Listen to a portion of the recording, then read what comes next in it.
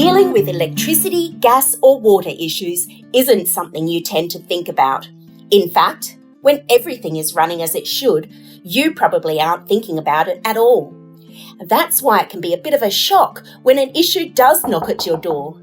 Maybe you get a bill that's bigger than expected, you're struggling to pay one on time, or something just doesn't make sense with your energy or water service.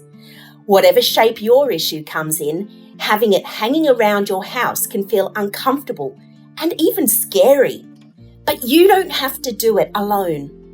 When you find yourself with an uninvited guest, the first thing you should always do is contact your provider. Don't delay, because these things tend to grow bigger and make themselves at home when left alone.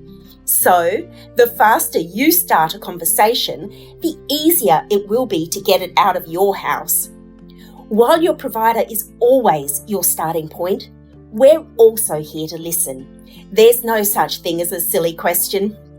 Whether you need information, want to check your understanding, or you need a helping hand to get your guest out the door, we're here for you.